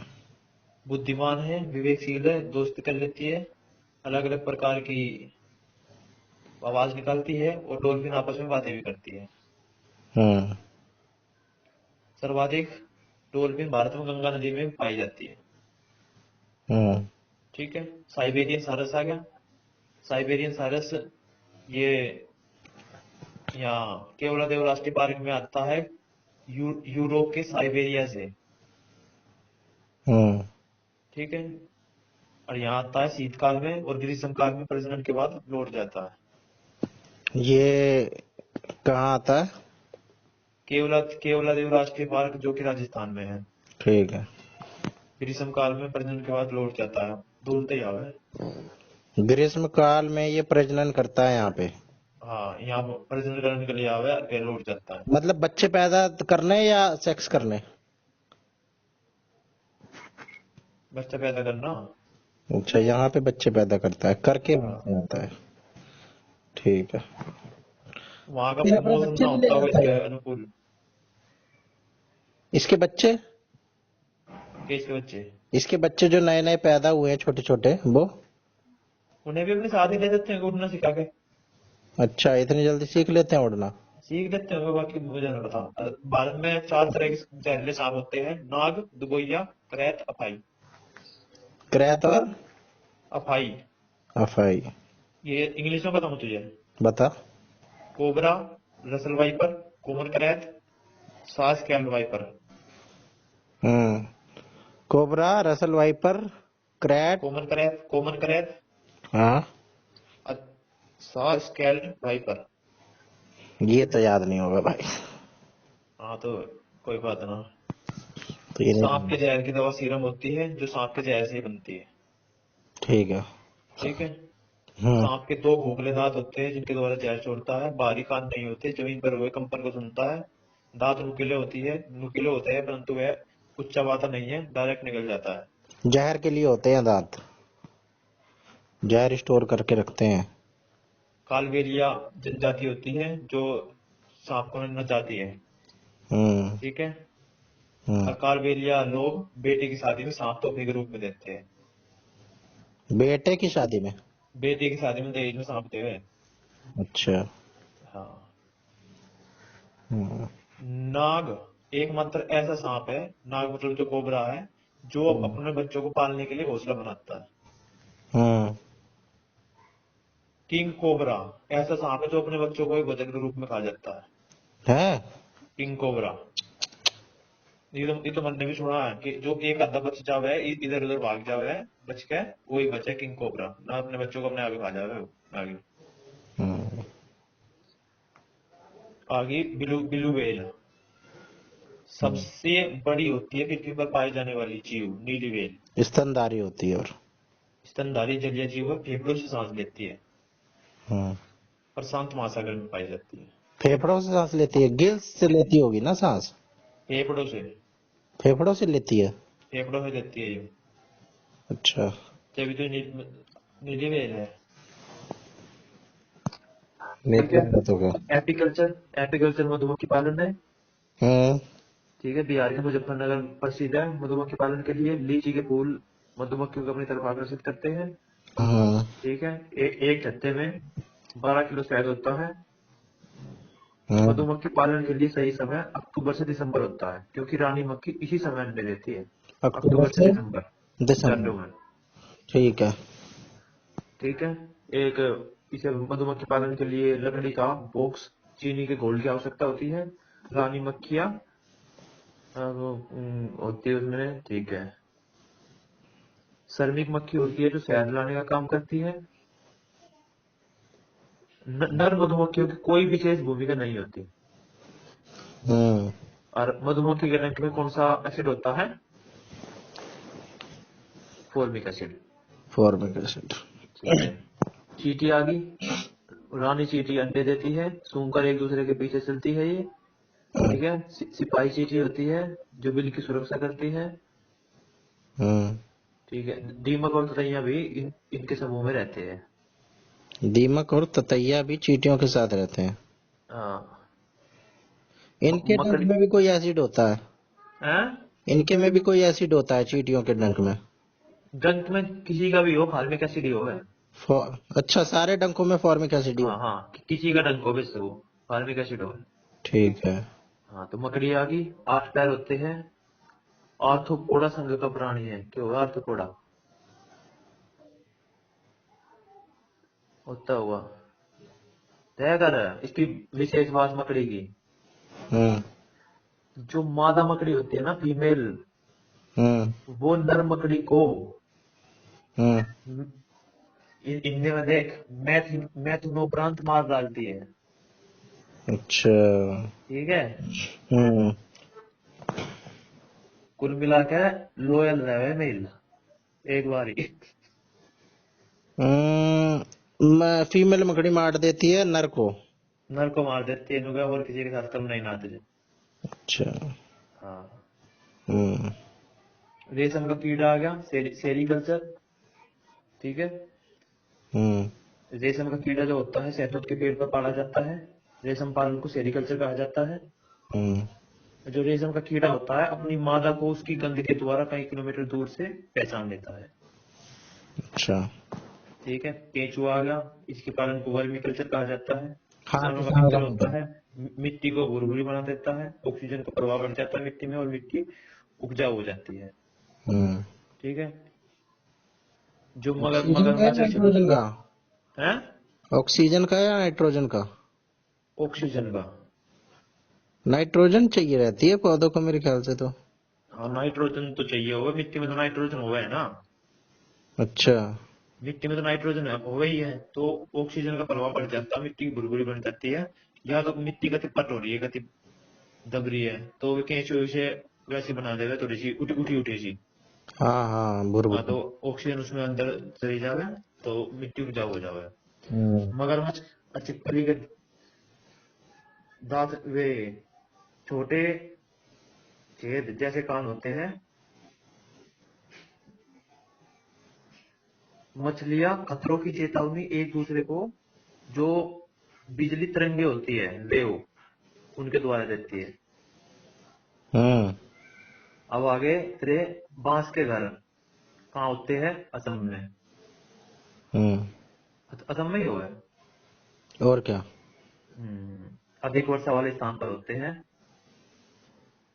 असम में होते हैं, 10 से 12 फुट के होते हैं, मजबूत होते हैं। इनके घरों की छत ढलुआ होती है, ढलान वाली। हम्म। मिट्टी के घर पाए जाते हैं राजस्थान में, दीवार मोटी होती है। ठीक है। और छतें कटीली झाड़ियों से बनी होती है। हम्म। अब आगे ईंट के घर तो तुझे पता है, समतल मैदानी एरिया में पाए जाते हैं, दिल्ली दिल्ली विल्ली में। हाउस बोट, डल झील श्रीनगर में हाउस बोट। हम्म। House boat. ठीक है। हाउस बोट की लंबाई 80 फीट होती है। हम्म। डोंगा, डोंगा भी ऐसी होती है हाउस बोट की तरह, झेलम नदी में होती है। कहाँ पे होती है? झेलम झेलम नदी में। ठीक है। और ये कहता हाउस बोट डल झील में। ठीक है। फिर आ गया इग्लू, बर्फ के घर। हम्म। पता है ये। ये पता बताइए। भाई बर्फ का घर बना के रहते हैं, इग्लू बोलते हैं उसे। एस्किमो जनजाति रहती है इसमें। एस्किमो जनजाति रहती है, स्थान है इसका ग्रीनलैंड कनाडा। अच्छा ठीक है। ठीक है, एस्किमो जनजाति। फिर टेंट, टेंट तुझे पता है। टेंट नहीं पता। अच्छा, प्लास्टिक कपड़ों के बनाए जा सकते हैं। लद्दाख की चांगबा जनजाति हाँ। याक के बालों की पत्तियों से टेंट बनाती है। याक के बालों से। टेंट बनाती है जिसे रेबो कहते हैं, टेंट को रेबो कहते हैं, जो लद्दाख की चांगबा जनजाति याक के बालों से बनाती है। ठीक है। ठीक है। पक्षियों हम्म। द्वारा बनाए जाने वाले घोंसले आगे। हम्म। अंडा देने के लिए घोंसले बनाते हैं। हम्म। ये तेरा आ गया इंडियन रोबिन। ये पत्थरों के बीच अपना घोंसला बनाती है। हम्म। ये गोरैया और कबूतर आमतौर घर के आसपास, कबूतर खंडर और पुराने घरों में घोंसला बनाते हैं। हम्म। जो टेलर बर्ड होती है, यह अपनी नुकीली चोंच से पत्तों में छेद कर उन्हें सीकर घोंसला बना देती है, इसलिए इसका नाम टेलर बर्ड है। हम्म। यह एक है तेरा सनबर्ड। हम्म। यह पेड़ की झाड़ी की शाखा पर लटकता हुआ घोंसला बनाते हैं। पेड़ की झाड़ी की शाखा पर। ठीक है। लटकता हुआ घोंसला। हम्म। ठीक है। तेरे कौवा आ गया। पेड़ की सबसे ऊंची डाल पर बनाते हैं। कौवे के घोंसले में लोहे के तार टहनियां होती है। अब मैंने खुद देखा हुआ है लोहे के तार इनके घोंसले में। मैंने तो कबूतरों के में भी देखा। हाँ, मतलब पता ना कि कौवे के घोंसले में तो यार अड़ंगा पड़ा रहा है पूरा। हम्म। और कौवे के घोंसलों में अक्सर कोयल अंडे देती है। हम्म और कौवे उसके बच्चों को पालता है। हम्म। उल्लू होता है, उल्लू अपनी गर्दन को रात में, निशाचर जानवर है। निशाचर का मतलब पता है क्या क्यों है? हाँ, जो रात में चले। हाँ, 270 डिग्री घुमा सकता है। हम्म जो मैना पक्षी होती है, रेगिस्तान में पाई जाती है और झटके से अपनी गर्दन पीछे करती है। हम्म। देखिए तुमने मैना? एह, है? नहीं गुरसल? नहीं। तुमने देखी है? फिर तेरे याद है, तूने पता ही होगा तुझे मैना। हाँ, ये भी हो सकता है। हाँ, हमारे तो घर तो रोज आ ही रहा है। हम्म चीलबाज पक्षी होते हैं, मनुष्य से 4 गुना दूर किसी वस्तु को देखने में सक्षम होते हैं। हम्म ये पक्षियों के पंख आगे खड़े हैं। हाँ, जो यूपी में कचनार के फूल की सब्जी यूपी में खाई जाती है। ठीक है। महाराष्ट्र में सहजन के फूल के पकौड़े बनते हैं। हम्म कचनार के फूल की सब्जी यूपी में, महाराष्ट्र के सहजन के फूल के पकौड़े महाराष्ट्र में। हम्म ठीक है। फूलों की घाटी उत्तराखंड में है। हम्म असम, असम में बिहू त्योहार मनाया जाता है। हम्म जो बोरा, बोरा असम में खाए जाने वाले चावलों की एक किस्म है। हम्म गोवा, गोवा में मछली को नारियल के तेल में, जम्मू कश्मीर में मछली को सरसों के तेल में तला जाता है। हम्म गुजरात का प्रमुख खाद्य ढोकला। हम्म हांगकांग, हांगकांग में सांप का व्यंजन खाया जाता है जिसे लिंग फेन कहते हैं। हम्म केरल, केरल में नारियल के पेड़ होते हैं, चावल की खेती होती है। केले के फूलों की सब्जी केरल में खाई जाती है। हम्म टेपियोका, टेपियोका केरल में जमीन के नीचे उगाया जाता है। हम्म वल्लम, लकड़ी की बनी छोटी नाव होती है जो केरल में पाई जाती है, वल्लम। हम्म मलयालम भाषा बोली जाती है। हम्म ठीक है। केरल को मसालों का बगीचा कहते हैं। हम्म केरल की राजधानी क्या है? बता। तिरुवनंतपुरम। है? तिरुवनंतपुरम। तिरुवनंतपुरम। अब एक ओके। और भाई पेपर में आ सकता है क्वेश्चन। केरल कौन का सा? नया नाम चेंज करके केरलम कर दिया गया है। केरलम? हाँ। कोझिकोड केरल में है। हम्म उंधेयू, सर्दियों में खेत में ताजी सब्जियों के मसालों को साथ एक मटके में भरकर उसे सील बंद करके पकाया जाता है, उसे गुजरात में उंधेयू कहते हैं। क्या बंद करके? अरे, मटके में कई तरह की सब्जियों को बंद करके अच्छा। और मटके में पकाया जाता है, और गुजरात में उसे उंधेयू कहते हैं। मटके को ऊंधा ऊंधा करके उसे पकाते हैं उंधेयू। ठीक है। ठीक है। हम्म खाद्य पदार्थों का संरक्षण, प्रिजर्वेशन ऑफ फूड्स इसलिए जरूरी है क्योंकि सूक्ष्म जीव हमारे खाद्य पदार्थों को खराब कर देते हैं। हम्म ठीक है। हम्म खाद्य पदार्थों के संरक्षण की कई विधियां हैं, जिसे जिसमें है पहला डिहाइड्रेशन, मतलब सुखाना। धूप में हम्म भोज्य पदार्थों को सुखा दो, पुरानी विधि है। ठीक है। इसमें जल की मात्रा वाष्पित हो जाती है और हम्म सूक्ष्म जीवों की वृद्धि कम हो जाती है। जैसे इसमें मेथी, आम, अनाज, दालों को धूप में सुखाया जाता है। हम्म और या भाई, रेफ्रिजरेशन कर लो, ठंडे स्थान पर रख लो। हम्म जैसे दूध दूध दही को रख लो फ्रिज में, हम्म रेफ्रिजरेटर में उबाल कर। उबालने की प्रक्रिया में अधिक तापमान के कारण हानिकारक जीवाणु नष्ट हो जाते हैं। इसलिए घरों में दूध को उपयोग से पहले उबाला जाता है। ठीक है। हम्म और यूज ऑफ केमिकल्स, कुछ रासायनिक पदार्थों में सूक्ष्म जीवों को उत्पन्न होने से रोकते हैं, जैसे सोडियम बेंजोइट व सिरका। हम्म। चल, ठीक है। अरे, क्या बताए? लास्ट लास्ट बताइयो। कुछ ना, यू इम्पोर्टेंट ना दो। अरे फिर भी बता दो।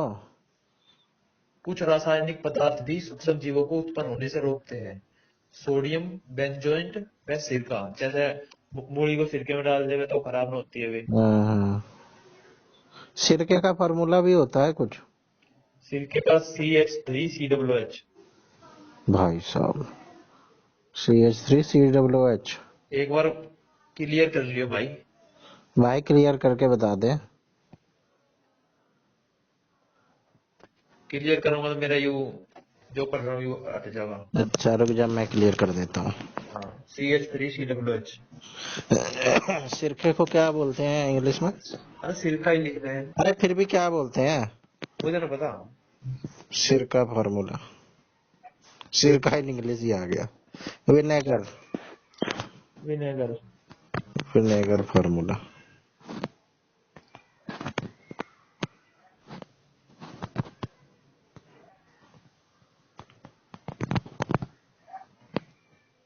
CH3COOH।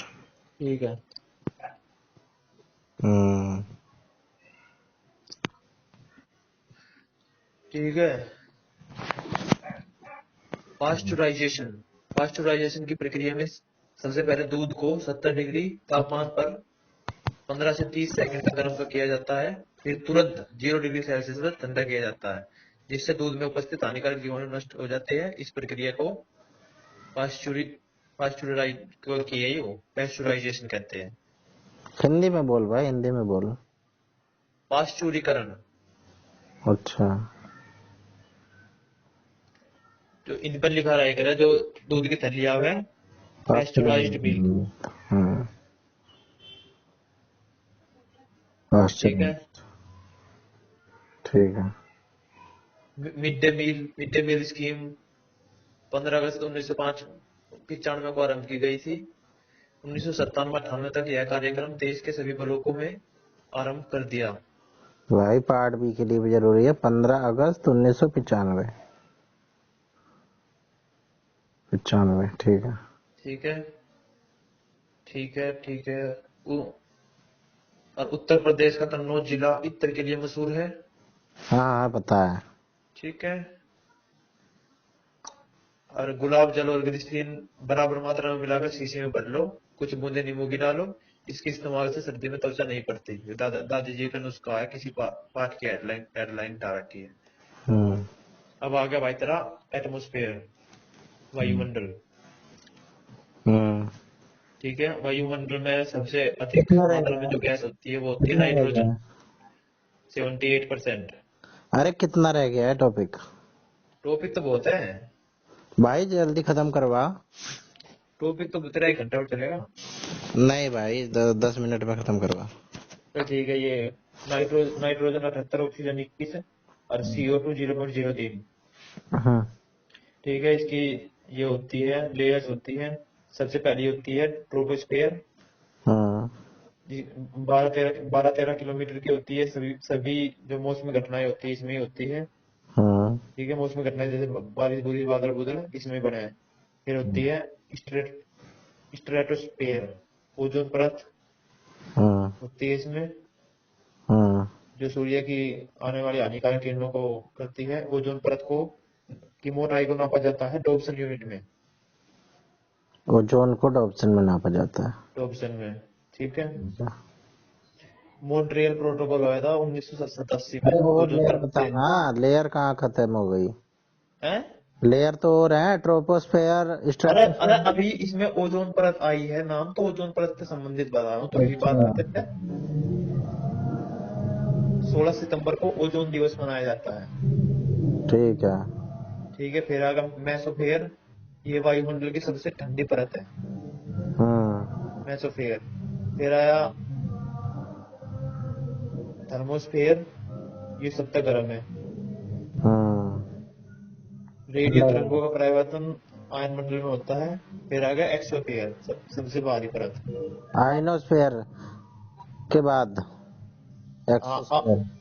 आयनोस्फेयर या थर्मोस्फेयर एक ही बात है। अच्छा। हाँ, सर लास्ट में आ गया एक्सोफेयर, हाँ। ये सबसे बाहरी परत है। आइनोस्फेयर थर्मोस्फेयर एक ही बात है। हाँ। तो यू आ गया। अब अंतरिक्ष यात्री आ गया। अंतरिक्ष में जाने वाला प्रथम व्यक्ति कौन है? Neil Armstrong. अंतरिक्ष में जाने वाला सबसे पहला व्यक्ति है यूरी यूरी गगारिन। अरे यार। ठीक है। भारत का प्रथम है राकेश शर्मा। राकेश। ठीक है। जो विश्व का 138वां अंतरिक्ष यात्री है और भारत का पहला।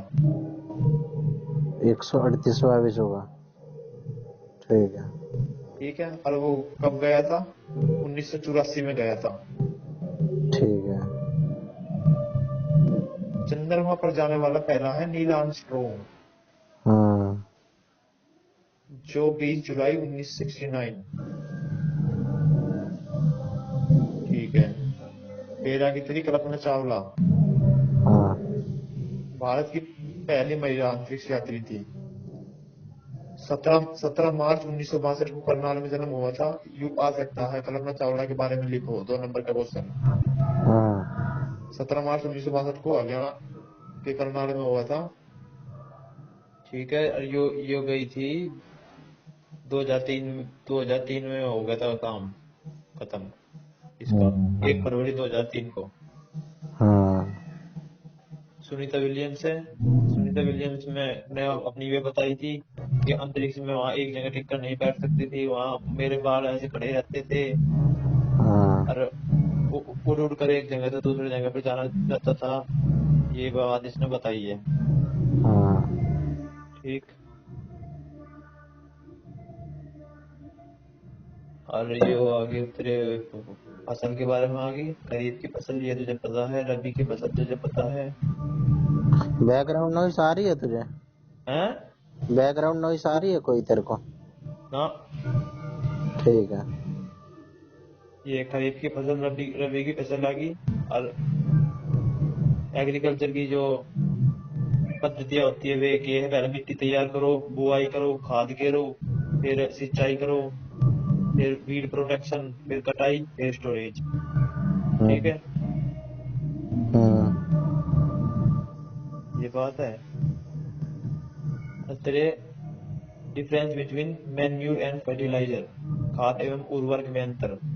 हाँ। खाद होता है प्राकृतिक होता है, गोबर से बनता है। उर्वरक पता है मानव ये निर्मित पता होता है। खाद खेतों में बनाई जाती है। उर्वरक जो फर्टिलाइजर होता है वो फैक्ट्री में बनता है। है। आसान है। आसान है। ठीक है। ठीक है। ठीक। ठीक। ये होती है फिर herb herb SERB tree creepers climbers. हाँ। फिर ये आगे फोटोसिंथेसिस। हाँ। ठीक है। हाँ। ये फूल के भाग आ गए। हाँ। ठीक है। ये आगे फिर कार्बो पोषक तत्व आ गए भाई। हाँ। ठीक है। कार्बोहाइड्रेट शीघ्र शीघ्र ऊर्जा देने वाला पोषक तत्व है ग्लूकोज। ग्लूकोज का फॉर्मूला है C6H12O6।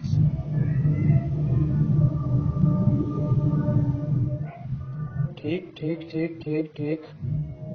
और कार्बोहाइड्रेट मिलता है केला, गेहूं, चीनी, मक्का, आलू, गन्ना, चावल।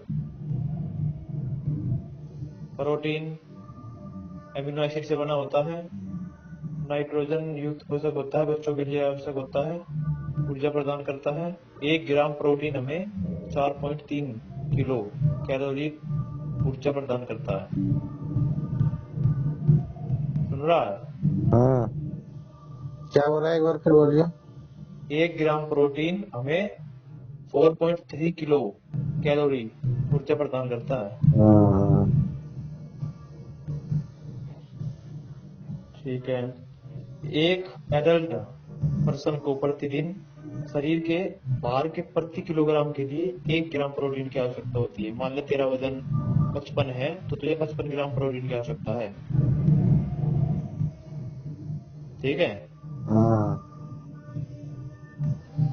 और प्रोटीन मिला है सोयाबीन, दाल, मूंगफली, अंडा, अंडा मांस।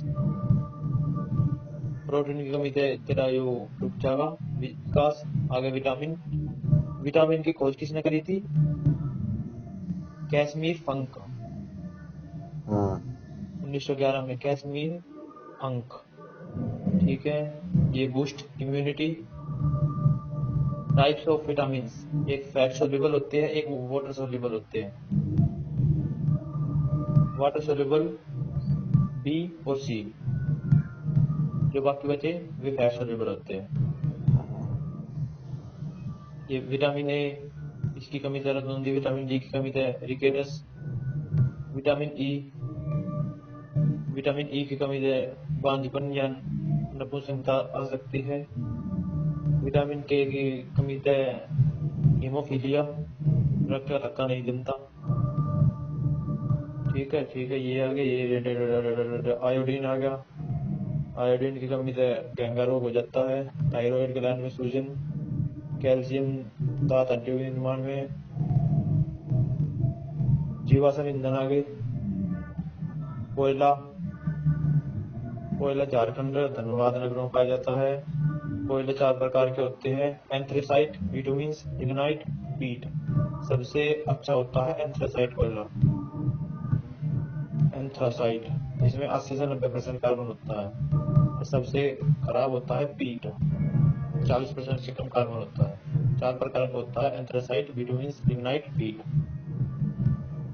पेट्रोलियम, पेट्रोलियम प्राकृतिक रूप से बनता है, बनने की गति बहुत धीमी होती है, इसके बनने में लाखों करोड़ों वर्ष लग जाते हैं। ठीक, और इससे ही बनता है सब कुछ। ये तेल, डीजल, पेट्रोल, पेट्रोलियम से ही जो कच्चा तेल होता है इससे ही बनता है तेल, डीजल, पेट्रोल और वायुयान में प्रयोग होने वाला ऑयल, एलपीजी, मोम, तालपोर, ग्रीस, सब कुछ इससे ही बनता है। ठीक, प्राकृतिक गैस, ये विभिन्न गैसों का मिश्रण है।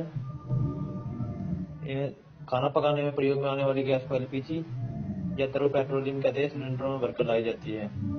एलपीजी होता है लिक्विफाइड पेट्रोलियम गैस, इसका प्रमुख घटक होता है ब्यूटेन प्रोपेन। एलपीजी का liquefied petroleum gas, CNG compressed natural gas, मुख्य घटक मीथेन जिसे CH4 कहते हैं।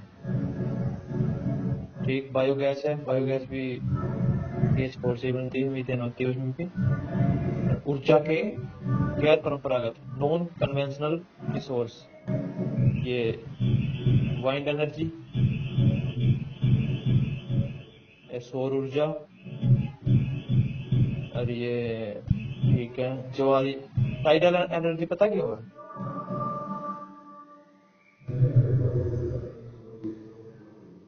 हेलो।